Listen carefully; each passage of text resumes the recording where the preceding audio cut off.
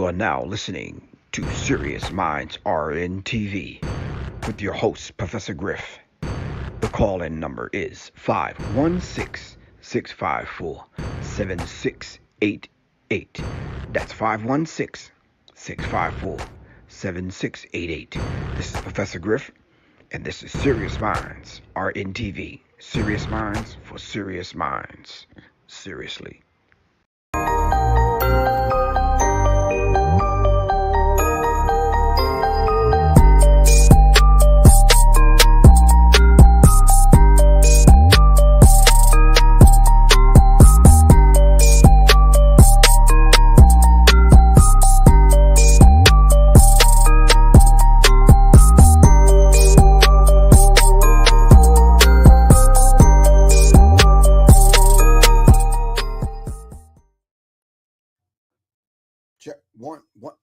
Check 1 2 1 2 1 2. Greetings.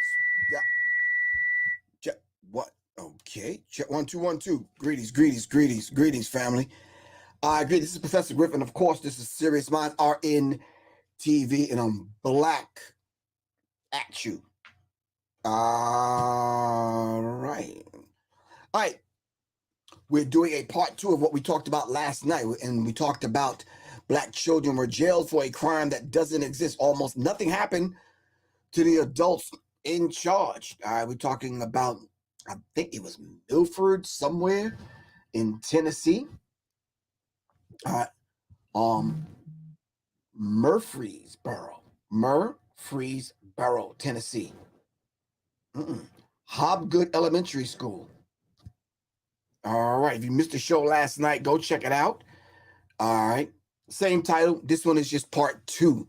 Black children were jailed for a crime that doesn't exist. Almost nothing happened to the adults in charge. All right. Shout out to everyone on IG. Really appreciate y'all. All right. Shout out to everyone on YouTube, where everyone is supposed to be, which is over here on YouTube. All right. All right. All right. Shout out to everyone on IG, of course, everyone on Facebook, Twitter, Periscope. All right. Shout out to everyone, period. Thank you, everyone, for your generosity. Thank you very much for supporting the platform. Thanks to everyone for purchasing of course, all right, the RBG snapback joints. All right. And I originally kind of came up with this idea for people to shooting at the gun range. All right. Of course, you need a cap on when you're shooting your firearm. Thanks to everyone that supported the platform by purchasing an AR-15 mag. I know everyone doesn't have an AR-15, but there was over 5 million guns sold over the last few years. That means 5 million people bought firearms. And they did the stats and came up with the numbers, and they said a lot of those people were women. And a lot of those people were black women. Okay, we're definitely going to need the classes to go along with that. All right. Thank you for the people that's signing up for the course. Developing an urban tactical mindset. All right, thank you all very much. All right. Developing an urban tactical mindset, some of the things that you're going to need if you are a firearms owner. All right. Some of the things you're going to need if you are a firearms owner. All right. You're definitely going to need that information. But let's dive into this subject. Thanks to everyone that's on deck right now. Thanks to everyone that's going to see this after this live broadcast. So let's dive into it real quick. So I'm going to pick up where I left off last night. All right. We asked a myriad of questions last night, and we also talked about getting information on basically how can we become more awake and aware on just what's going on with our children. And I offered a book by Dr. Amos Wilson, Awakening the Natural Black Genius in Children. All right. Awakening the Natural Black Genius in Children. I'm going to show you that book if you're on IG over here. Hold on. And that book looks like that. All right. Okay. That's what that book looks like. And of course, if you're on YouTube, hold on. If you're on YouTube, if you're on Facebook, let's see what that book looks like. I'm going to share my screen. Write the information down. Purchase the book. That's what the book looks like, man. All right. All right. All right.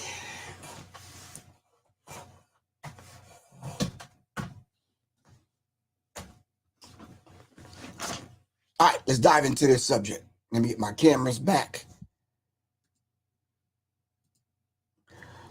All right, we're gonna pick up where we left off, and where we left off last night was at I think it was the 30-minute mark, which is halfway through. Please pay attention, write some notes down, post some questions, put them in the chat, and we'll deal with them as we go along. Thank you very much. Little Goddess, thank you very much for being on deck. I'm trying to get to y'all at least a few seconds earlier, and not only a few seconds earlier, but a lot more often. I was on Instagram today, and we talked about 6 negative kind of motivating things that kind of negative people kind of do.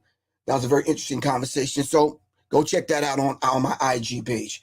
All right, let's dive into this, fam. Here we go.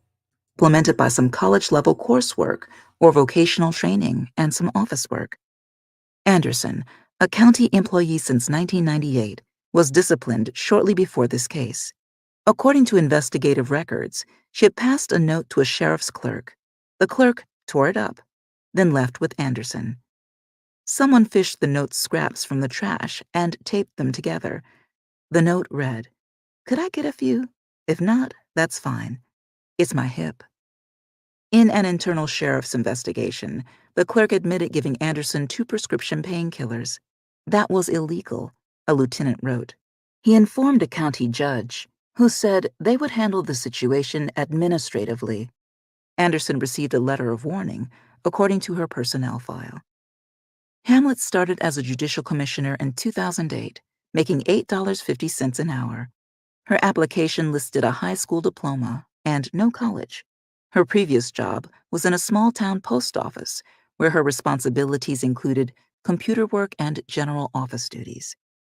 When Hamlet came up with criminal responsibility for conduct of another as a possible charge, there was a problem. It's not an actual charge. There is no such crime. It is rather a basis upon which someone can be accused of a crime. For example, a person who caused someone else to commit robbery would be charged with robbery, not criminal responsibility. But in the Judicial Commissioner's office that Friday afternoon, 10 petitions were issued, each charging a child with criminal responsibility. The petitions didn't distinguish the kids' actions. The documents were cookie-cutter, saying each child encouraged and caused 2 other juveniles to commit an assault. Templeton signed each petition. Anderson also signed at least some of them. Templeton then left the Judicial Commissioner's office, the 10 petitions in hand. After the 4 arrests at Hopgood, other children named in the petitions were brought in by their parents or rounded up by police. Templeton, through her lawyer, declined to comment. Anderson and Hamlet did not respond to interview requests. A supervisor in the Judicial Commissioner's office told us the 2 had no comment, and neither did he. On Saturday, the day after the scene at Hopgood, police went to the home of a sister and brother who were 12-year-old twins. In court records, they would be identified as JB number 1 and JB number 2. Officers arrested and handcuffed both children, even as the girl cried and begged to stay with her mother, and the mother pleaded with police not to use handcuffs. The mother recently said, "It hurt me to my heart for them to take my kids." 2 of her other children watched the arrests, as did 3 of her nieces. Afterward, her other children had nightmares of being arrested, she said. The officers put the twins in a patrol car and took them to the juvenile detention center to be processed. Chapter 4. We will hold the juvenile. When police took the 12-year-old twins to the Rutherford County Juvenile Detention Center on Saturday, April 16, 2016, The odds that either would be jailed were long, at least under Tennessee law. Recognizing the harm that can come from incarcerating kids, Tennessee lawmakers have placed narrow limits on when a child accused of being delinquent can be held in a secure lockdown prior to receiving a court hearing. The child must fit one of 6 categories precisely defined. They include being a jail escapee, being wanted elsewhere for a felony offense, or being accused on substantial evidence of a crime resulting in serious injury or death. These two 12-year-olds were charged on negligible evidence with a crime that's not an actual crime for something in which no one was seriously hurt. Rutherford County, however, had its own system for deciding whether to keep a child under lock and key. Its written procedure, imprecise and broad, boiled down to whether a child was considered by jailers to be a true threat. Jailers allowed the 12-year-old girl to go home, but they locked up her twin brother. Of the 10 children charged in this case, all Black, 4 were girls and 6 were boys. Every girl was released. Of the boys, 4 were jailed, according to court records. Those 4 boys became a small part of a big group. In the fiscal year that encompassed April 2016, Rutherford County jailed 986 children for a total of 7,932 days. JB number 2, the 12-year-old boy, spent 2 nights in the detention center, court records show. While there, he was placed in solitary confinement as punishment for standing at a cell's window, a lawsuit would later allege. We recently interviewed JB number 2, whose name is Jacorius Brinkley. He's 18 now and is okay with us using his name. A guard, Jacorius said, kept walking past his cell, saying you can't be by the door. You got to sit down. The person who runs the detention center is Lynn Duke. Davenport initially picked someone else, but her first appointee was arrested on a drug charge only hours after receiving the congratulations of county commissioners. Davenport quickly named Duke as replacement. Duke, a former youth services officer, became director on January 1, 2001, and has remained in that role ever since. Duke reports to Davenport, but does not consult her daily. In 2005, Duke emailed the judge to say she was feeling guilty for not checking in more. "If you need me to do anything, please tell me," Duke wrote, to which Davenport replied, "Girl, if I had any concerns or problems, you would hear from me. You do a great job." When Duke first became director, the county detained kids in a deteriorated 19th century jail separate from the court building. A local newspaper editorial bemoaned the sight this produced in the public square. Kids shackled together in orange jumpsuits, shuffling along the sidewalk and into the judicial building. Not that we're afraid to see juveniles cuffed and heading toward justice, but it is a disturbing thing that could be avoided if juvenile court could be held at the detention center, the editorial said. In 2003, Rutherford County hired a consulting firm to help design a new detention center. The next year, the firm produced a lengthy report alerting Rutherford County that it was locking up kids at an exceptionally high rate. Jailing children should be the last of a number of options, the firm wrote. Less restrictive alternatives not only save money, they're more effective in reducing recidivism, making them better for children and the community. Scale down, the report recommended. Build a 35-bed juvenile detention center with room to add on later. Also, build shelter care, 10 beds in a residential setting for runaways or other kids who pose no real threat to public safety.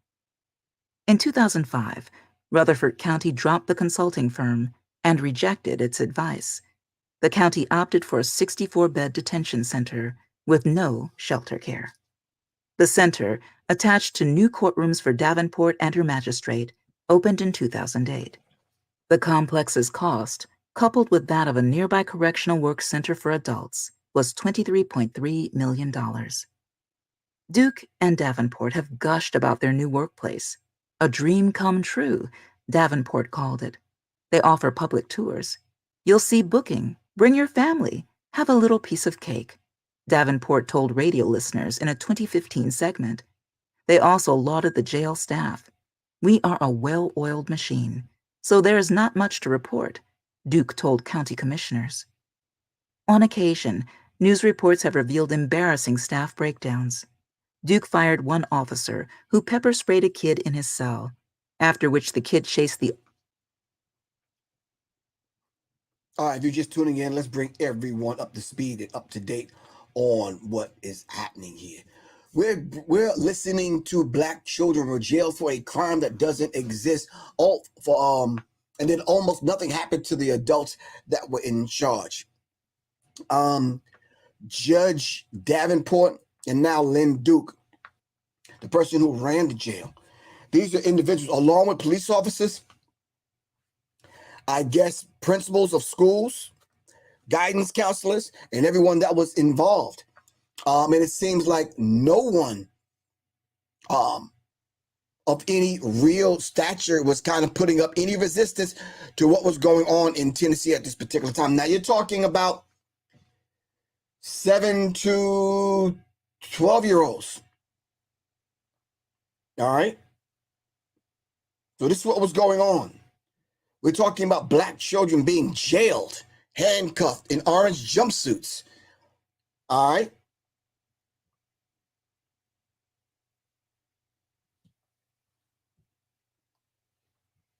This is part 2 of what we talked about last night.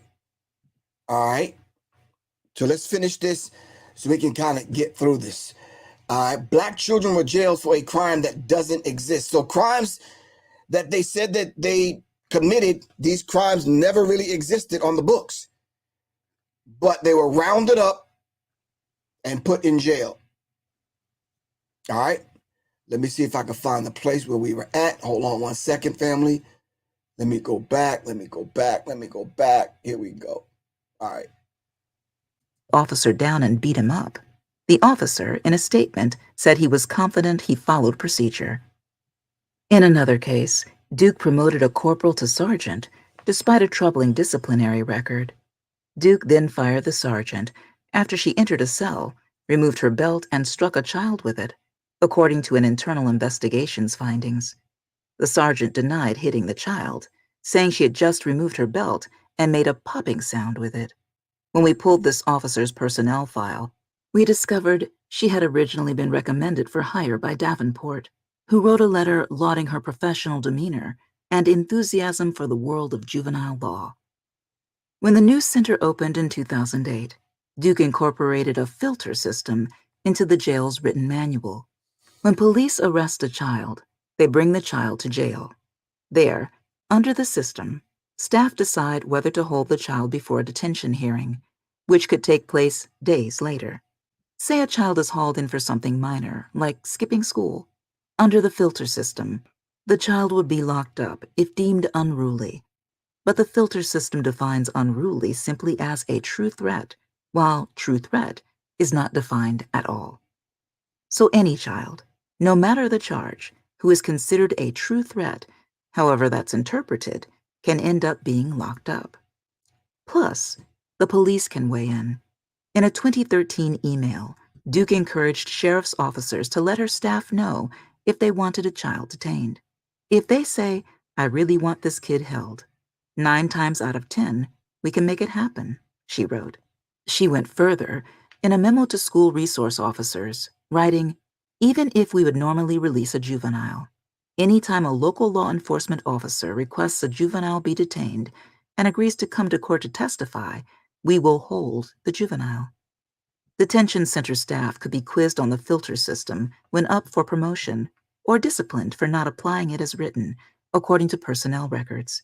The staff member who made her way up to sergeant before being fired said in a deposition, "We were told when in doubt, hold them, 'cause it's better to hold a kid that should have been released than release a child that should have been held." In 2016, Jacorius Brinkley joined in a lawsuit asking for the filter system to be stopped. When Duke was deposed in 2017, she called the system a guideline. Asked when it applied and what it dictated, Duke repeatedly said, "Depends on the situation." "Is it your policy or not?" a lawyer asked Duke. "No, yes, it's a policy to use it when necessary," Duke said. Duke declined our request for an interview, writing in an email, "I appreciate your interest in Rutherford County and its youth, but declined to participate at this time." Elsewhere, she has consistently expressed pride in her operation, saying, "Rutherford County has the best juvenile detention center in the state of Tennessee." Rutherford County doesn't just jail its own kids. It also contracts with other counties to detain their children, charging $175 a day. "If we have empty beds, we will fill them with a paying customer," Duke said at one public meeting. Duke reports monthly to the County Commission's Public Safety Committee. At these meetings, we watched more than 100, going back 12 years. Commissioners have asked regularly about the number of beds filled. "Just like a hotel," one commissioner said of the jail, "with breakfast provided, and it's not a continental," added a second. At another meeting, a commissioner said it would be cool if, instead of being a cost center, the jail could be a profit center. When at one meeting, Duke said, "We get a lot of business from a particular county," a commissioner chuckled at Duke's word choice. "Business," he said. This brought awkward laughter from other commissioners, leading the committee chair to say, "Hey, it's a business, generating revenue." Chapter 5. Now it's a business. Locking up children, destroying their lives, having these children now, yeah, it's a business now. All right. What do y'all think about that? So now it's a business. They went from a place that it cost them money to now a business where they're making money.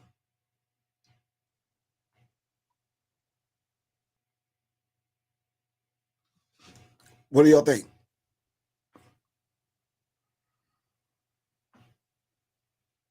Double A Vibe said it's pure evil.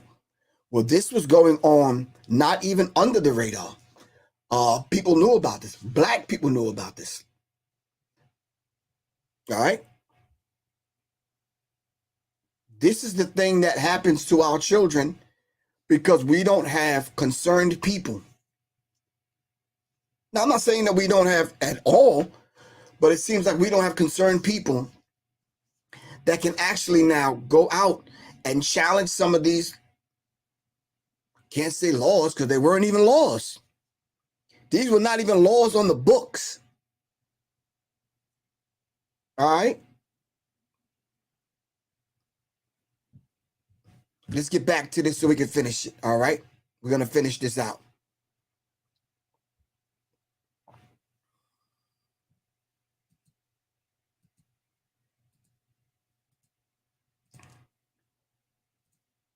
Remember, we are listening to black children were jailed for a crime that doesn't exist. Almost nothing happened to the adults in charge. We're talking about Judge Donna Scott Davenport, who oversees the juvenile justice system in Rutherford County, Tennessee, with a staggering history of jailing children. And it's Tammy Garrett. Hold on, not her. Not Miss Tammy Garrett. We're talking about, let's find the judge. Right, Judge Donna Scott, her. Okay. And then her assistant who ran the jail, Miss Duke. Now, these are the people that's destroying your children's lives. All right. So let's dive into part 5. Where are we at? That's part 5. All right, we're gonna go back. We're gonna dive into part 5. Yeah, I'm sorry to make y'all so dizzy. I keep moving this thing back and forth. Here we go. Diving into part 5. 5. They're not coming out better than they went in. Friday, April 15th, 2016. Rutherford County Juvenile Detention Center. She had tried to stop the scuffle. The evidence was right there in the video. "Stop, Tay-Tay. Stop, Tay-Tay." Then, asked by police for help, she had helped. The police had responded by arresting her, as she vomited and cried, saying that she had encouraged and caused the fight. When EJ was taken to the detention center, She was processed along with Cece, her best friend. Jail staff recorded EJ's name and birth date. She was 10 years old. Conducted a 16-point search and confiscated her jewelry, all her small rings. Then they placed the 2 fourth graders in a holding area. The air, the bench, everything was cold, EJ remembers. She heard buzzing and doors opening and shutting. EJ and Cece sat and cried. EJ, who had tried to stop the fight, and Cece, who, as her sister had told Principal Garrett, was not even there. She had been at a pizza party, celebrating her basketball team's championship. EJ remembers Cece saying something to her sister in a nearby holding cell, and she remembers the jail staff's reaction. The grown-ups in charge told the children, "Be quiet." It was like a demanding, EJ recalls. EJ was released the day of her arrest. Come Monday, she was afraid to go back to school, worried the police might pick her up again. After the outcry over these arrests, the charge against EJ was dismissed, as were the charges against all the other kids. But EJ's mom could see signs of lasting trauma. EJ had bad dreams about the arrest. She didn't trust the police. For 2 or 3 months, EJ received counseling. In July 2016, 10-year-old EJ, through her mother, sued Officer Templeton in federal court. Her lawsuit was later expanded into a class action against Rutherford County. Her lawyers wanted to know how many kids were there who, like EJ, had been improperly arrested. How many kids had, like Jacorius Brinkley, been improperly jailed? The lawyers gathered large samples of arrest and detention records from an 11-year period, ending in December 2017. Then they extrapolated. They would eventually estimate that kids had been wrongly arrested 500 times. And that was just for kids arrested by the sheriff's office. This estimate didn't account for other law enforcement agencies in the county that followed Davenport's process. As for how many times the juvenile detention center had improperly locked up kids through its filter system, the lawyers estimated that number at 1,500. Based on their access to the usually confidential records, the lawyers created a spreadsheet showing that more than 50 kids, identified by their initials, had been jailed for offenses that wouldn't be crimes if they were adults. While most were 14 or older, exceptions abounded. CV, DL, and JS, all age 13, were locked up for being unruly. JB, age 12, for truancy, and AW, age 11, for runaway. The lawyers obtained the jail's intake procedures, detailing how kids are required to shower while watched by a staff member of the same sex. Constant visual shall be maintained, the procedures say. All braids shall be removed and every scar, mark, and tattoo, unless located in a private area, photographed. The lawyers cited research on how arresting and detaining kids hurts not only the children, but society. Kids who have been arrested and jailed are more likely to commit crimes in the future. They're more likely to struggle in school and to struggle with drugs and alcohol. Detention makes mentally ill youth worse, the lawyers wrote. Detention makes kids more likely to hurt themselves. In the class action lawsuit, one of the lead plaintiffs is Dylan Geertz. While EJ alleged wrongful arrest, Dylan alleged he was illegally jailed. When Dylan was 14, his uncle killed himself. The two had been close. Afterward, Dylan started talking of taking his own life. His dad took him to a hospital, where Dylan stayed for a week. Doctors diagnosed him as being bipolar and prescribed lithium. 2 months after Dylan turned 15, he spent a weekend night with a friend. Me and him were like fuel to each other's fire, Dylan says. They went looking for unlocked cars, for things to steal. About 3:30 a.m. on Sunday, September 15th, 2013, a police officer spotted them. They ran, but he caught them. They had lifted a radio, a hat, a phone case, and cologne. Dylan was charged with 6 crimes. The crimes weren't violent. There were no weapons involved. Dylan had never been arrested before. But when police took him to the Rutherford County Juvenile Detention Center, the staff, using the filter system, locked him up. At the detention center, he says, He didn't get his lithium. Not a dose. He spent almost all his time alone in his cell. Going off medication affected my moods, my suicidal thoughts, and my manic depressive disorders, he says. 20 or 21 hours a day are a lot of time to think and let your mind go wild, especially when you're bipolar. He felt jittery. It's like your stomach has dropped and your chest is real tight and you're real nervous. It's like having stage fright all day, every day. Classwork was superficial. He was in high school, but they had him doing simple multiplication. 11 times 11, 5 times 7. I got an entire worksheet of that. Once, he used the intercom inside his cell to ask for toilet paper.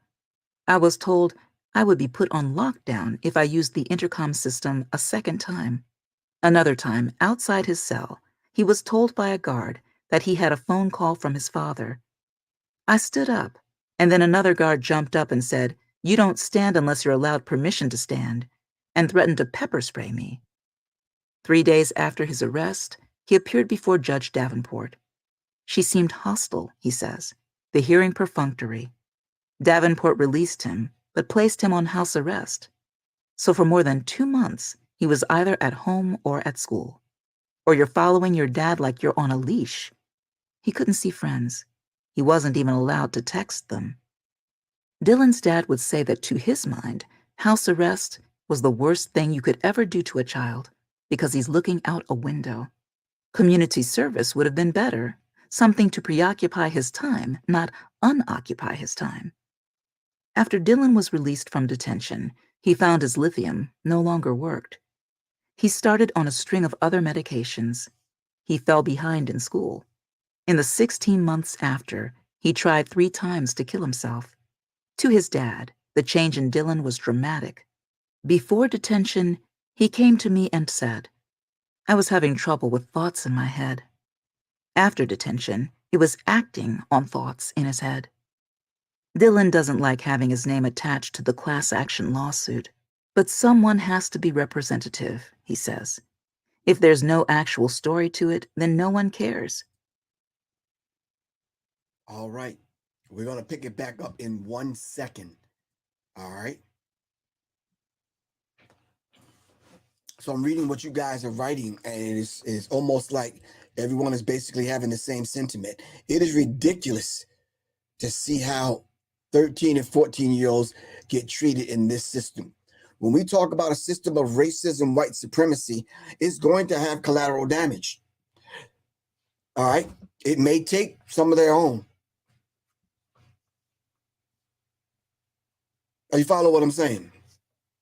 It's a real dynamic in what we're dealing with here and what we're talking about. We're talking about a whole system now put in place to warehouse children. All right, to criminalize an attitude, to criminalize cursing, to criminalize basic things that all of us have probably done. I swear, man, if that was a crime, they'd have to put me under the jail. If cursing was a crime,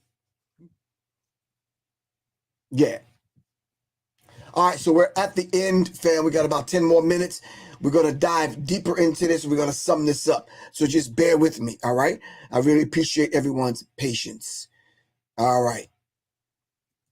They interviewed Dylan this year in his new home outside Rutherford County. He said if he could, he'd tell Davenport, they're not coming out better than they went in. The lawyers representing EJ and Dylan discovered that for children swept up in Rutherford County's juvenile justice system, the harm could go beyond being arrested or jailed.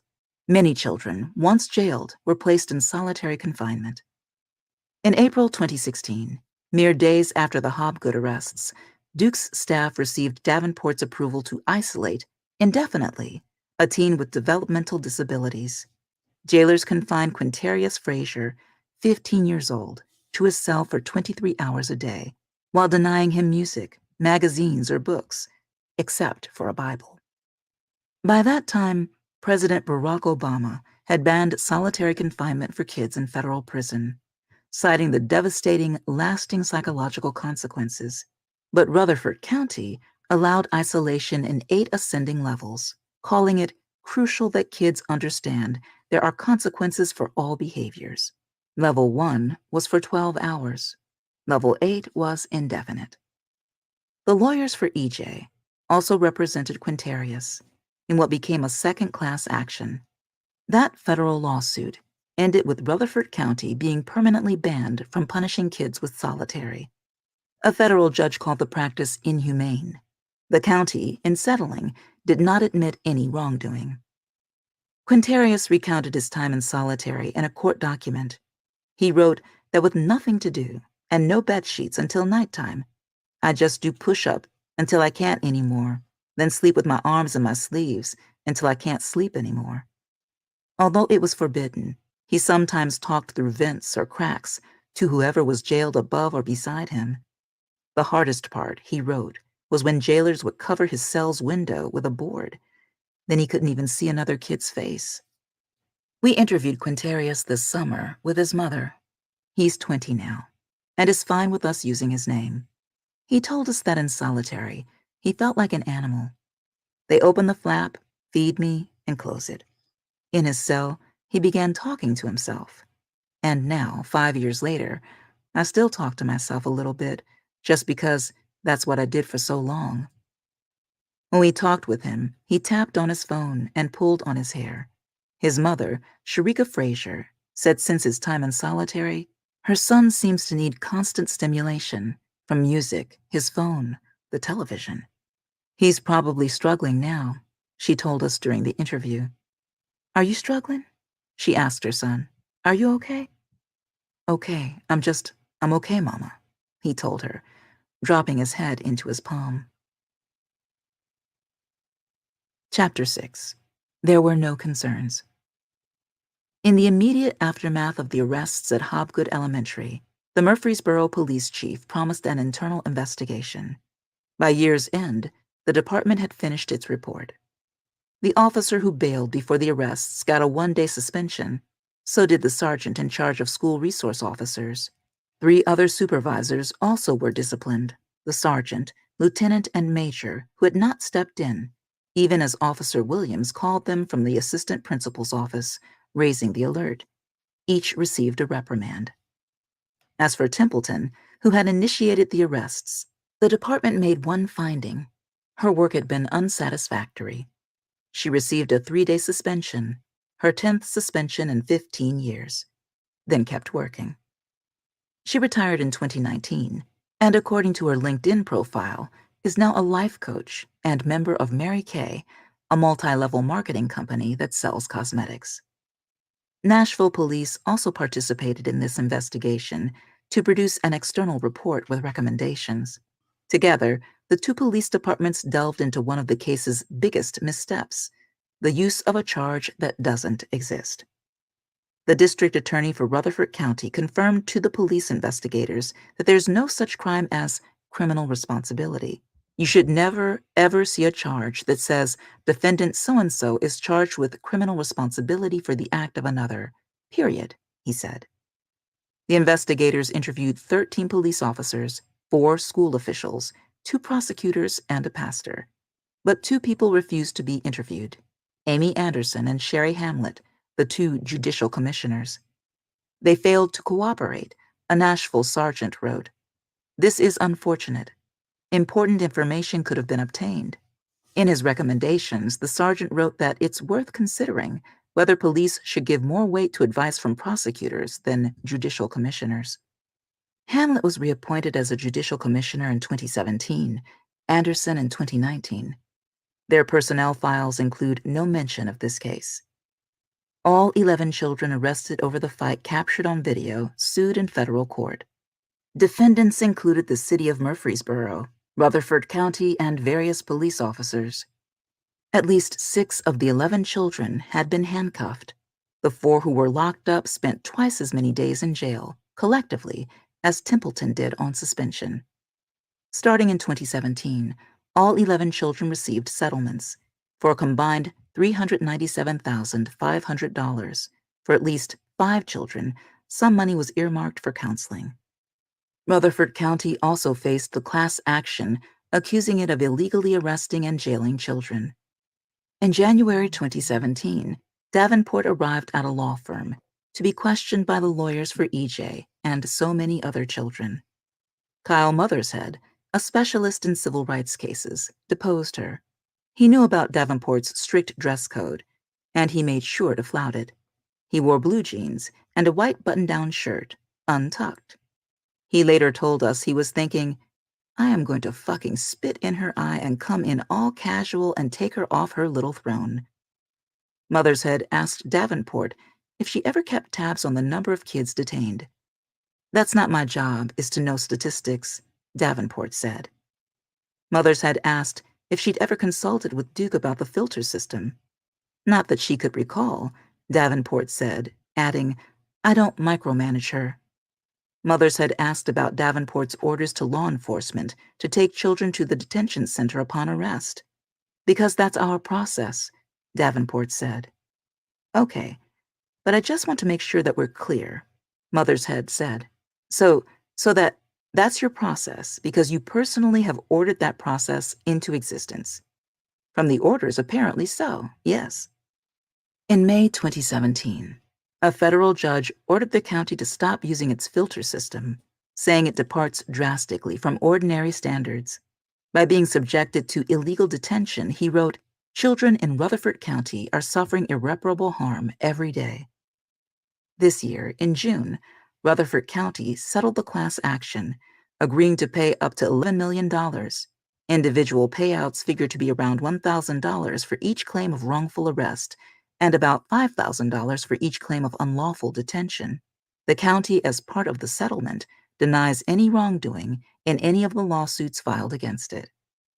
With the end of the filter system, Rutherford County now jails fewer of its kids than before. But that doesn't mean its jail is ramping down. Quite the opposite. The jail keeps adding staff. Mark Downton, one of EJ's attorneys, says the county has shifted gears. Forced to stop jailing so many of its own children, Rutherford County ramped up its pitch to other places to jail theirs. The county has created a marketing video titled, What Can the Rutherford County Juvenile Detention Center Do for You? Over saxophone music and B-roll of children in black and white striped uniforms, Davenport narrates. She touts the center's size, 43,094 square feet. Employees, great. Access to interstates, I-24, I-65, I-40, and number of cells, which she refers to as single occupancy rooms. Let us be your partner for the safe custody and well-being of the detained youth of your community, Davenport says. 39 counties now contract with Rutherford, according to a report published this year. So does the U.S. Marshals Service. How did Rutherford County get away with illegally jailing kids for so long?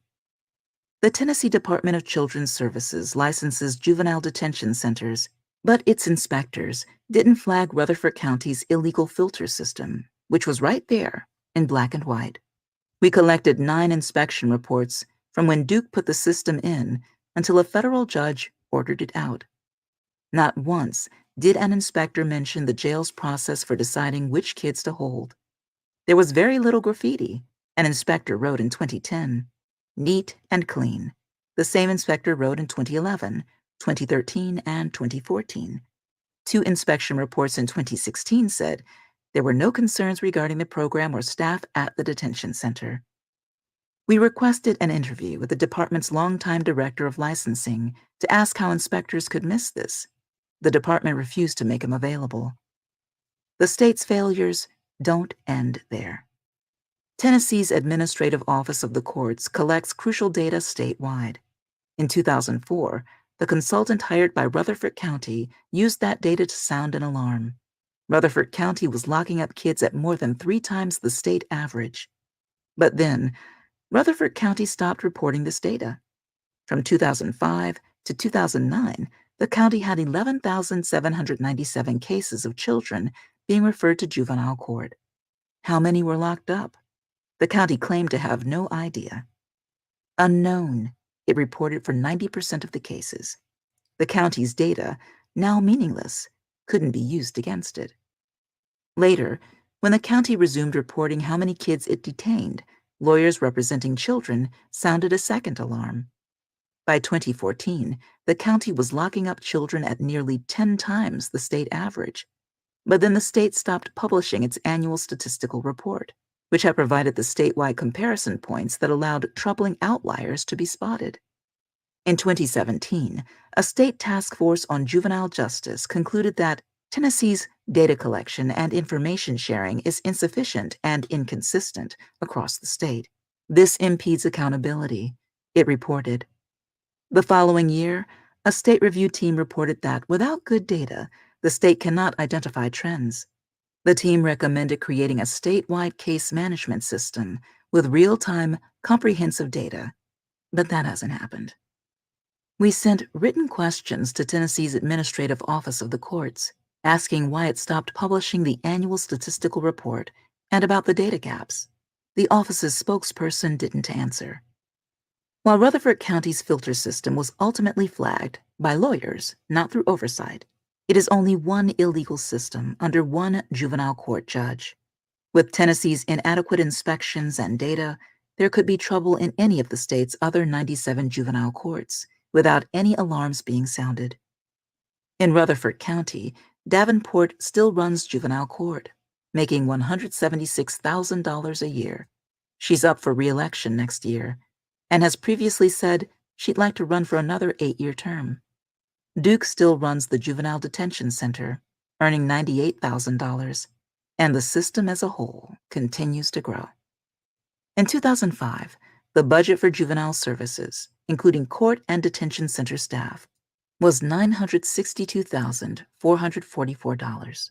By 2020, it had jumped to $3.69 million. Earlier this year, Davenport went before the County Commission's Public Safety Committee. "I come to you this year with a huge need," she said.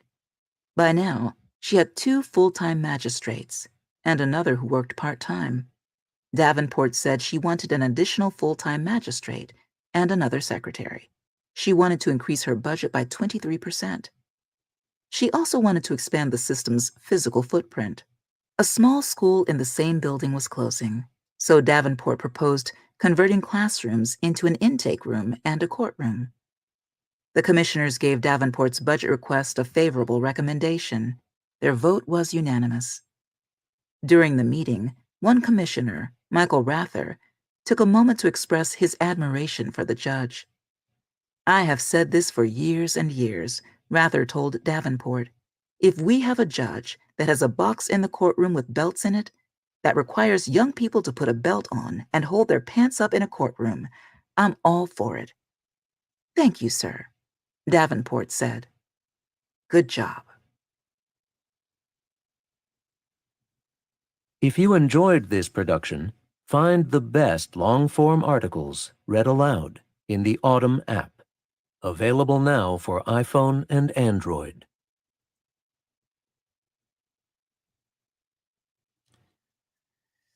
All right.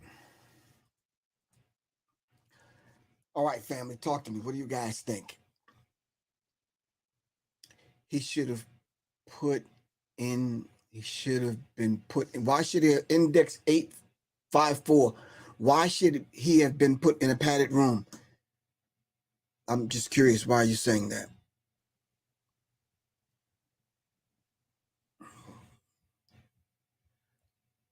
You talk about the young gentleman who was made to spend 23 hours in a cell with no cover, cold, no books, no magazine, no radio, no music, no TV, nothing but the Bible. And you're saying he should have been put in a padded room? Why is that? That's cruel and unusual punishment. To put a child in solitary confinement for what?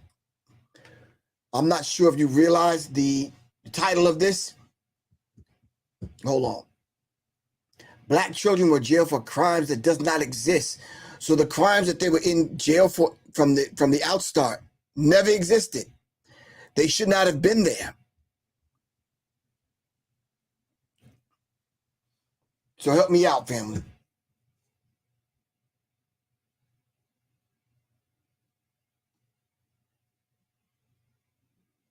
I need you to go to Google and Google black children were jailed for a crime that doesn't exist. All right?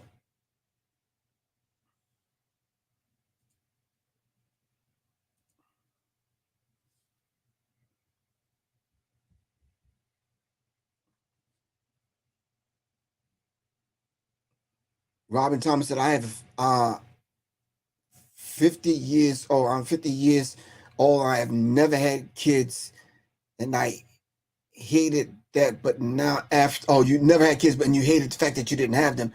Hearing this, I'm glad I didn't, because so this is one of the things that stop women from having children. I'm not understanding that. So why should anything in life, in this world's life, stop you from having children?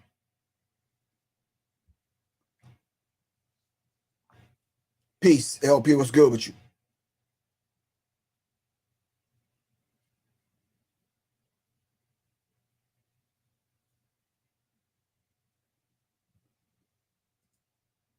Tennessee judge who illegally jailed black children using fake law faces renewed criticism. What does that mean, little goddess? I'm not sure where you pulling that from.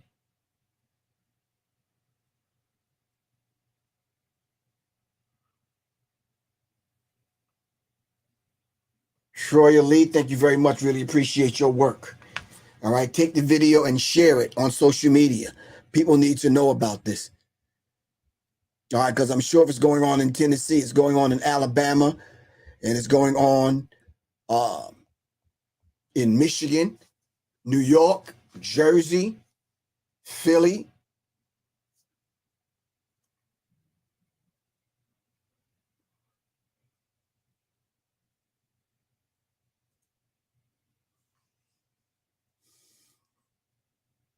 Self-love, Telly Locks, greetings. All right. So I'm glad we were able to get through part 1 and part 2. For the people that's watching this for the first time, that's not on with us, and you're watching the replay of this, thank you very much for being so patient. You said it's happening in Georgia too? Yes, I'm sure it is. All right.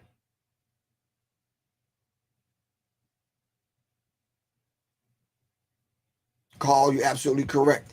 Agencies that do this to children should be held accountable.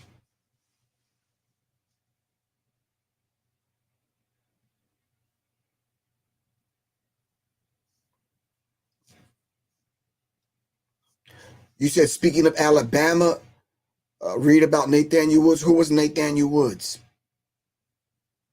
What's the topic? Water 556.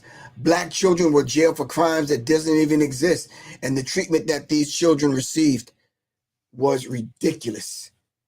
Almost nothing happened to the people in charge. But they were jailed for crimes that didn't even exist. They weren't even on the books.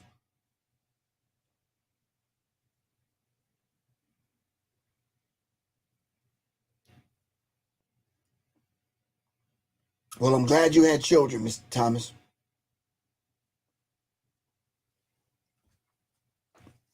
All right.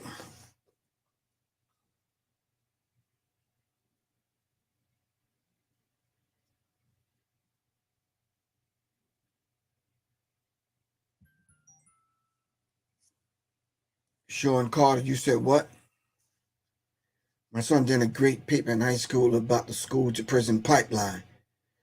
This is very much normal routine in all the states. Wow. Wow. I don't know about yesterday's show, man, but we on it right now, bro. I don't know what you talking about, LP. This is part 2 of yesterday's show, just summing this up so people can get a well-rounded picture, all right, of what's going on with our children, especially this prison school to prison pipeline. All right.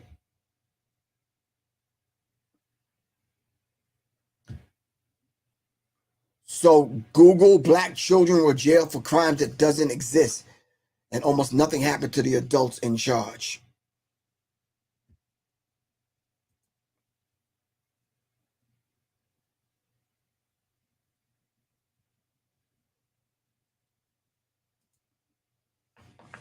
What do y'all think we should do moving forward? Should we put something in place that protects the children? Because there was a case a few months ago where I think it was in Florida, they was taking the children from this one couple. You see, we don't really get concerned until it happens to us, and then we want to cry out to the community for the community to come save us.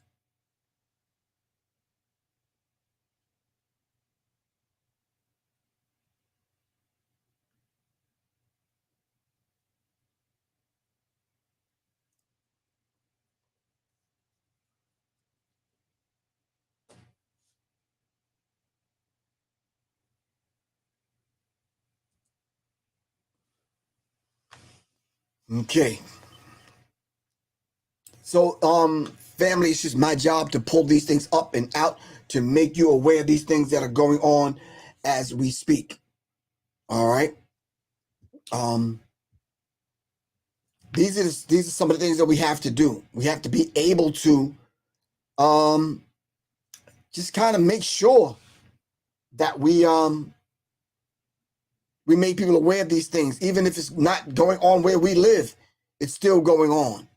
And it's only a matter of time where it comes knocking on your doorstep and happens to your children.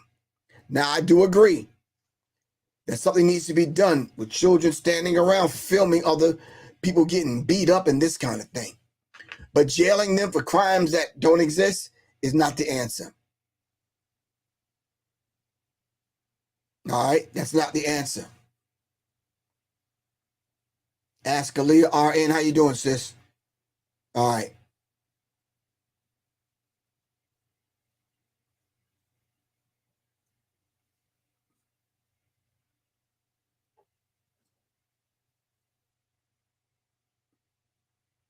Okay. So, family, remember, my course starts this Sunday, Developing an Urban Tactical Mindset. All right, I'm going to need everyone to at least take a look at it and see whether or not if you can pull something from it. All right. Let me put it up on the screen so you can kind of see it. All right, Developing an Urban Tactical Mindset, 6 weeks online course with scheduled in-person dates. It's a firearms course with blended learning. Blended learning meaning on and offline with in-person range dates. All right. In-person range dates. So register now. Give me a call at 678-557-2919. Kaylee in the universe. Yeah, it's sad. It's really sad. All right. If you would like to take the course, go to www.professorgriff.me or text me at 678-557-2919. All right. All right, family. This is Professor Griff, and I think tonight I've done my job bringing you part 1 and part 2. All right. And y'all are absolutely correct. We have failed our children. And they, according to Alima, they said they have a right to hate us. We don't protect them. We don't see them through. We send them to our open enemy schools to get miseducated and dumbed down. And then we expect them to perform. No, it's not going to happen. It's just not going to happen. We're responsible for our children's welfare and our children's education. All right. Children are acting up because we didn't protect them. Where is the social programs for our children when they get out of school? What are they going to do? What do they do on the weekend if you don't have them participating in sports? They running wild at the damn mall. Now, just like y'all, I detest and I hate it when I see fights happening and all people can do is turn around and take out their cell phones and film it and then put it up on World Star or put it up on the internet. All right. I don't like it like you don't like it. What are our children doing? Standing around doing what? After you done gave them a double dose of violent video games and you exposed them to I don't know what.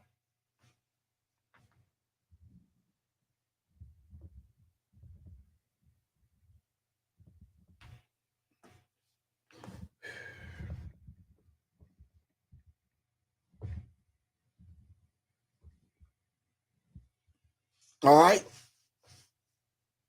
Do whatever you can do to help fix the problem. And it's not even a problem that we created. It's a problem that we have to fix for our children. All right? This is Professor Griff. I love y'all to life.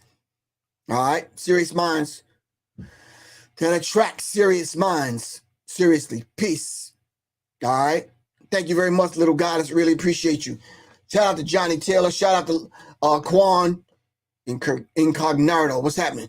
Carl Trumley. You good? All right. Shout out to everyone. Abdul Wali Muhammad. Salam alaikum. Sean Carter. Everyone on IG. All right. Thank you all very much for participating tonight. I will see you guys tomorrow. We will be talking about the Second Amendment tomorrow. All right. I'll see you all tomorrow night, inshallah. Peace, fam. Peace. Peace. Da da da da da da da da da da.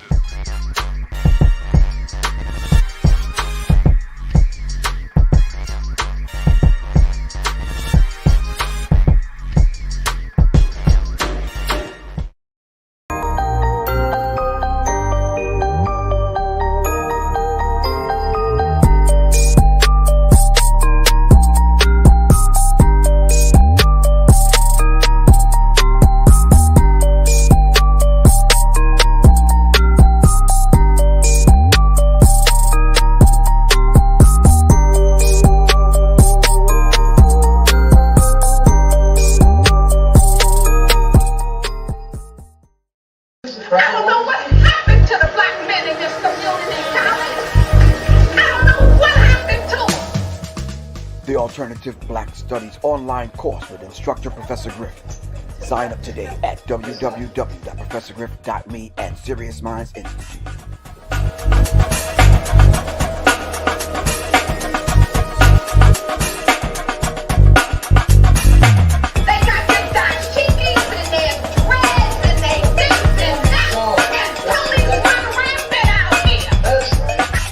The Alternative Black Studies online course with instructor Professor Griff.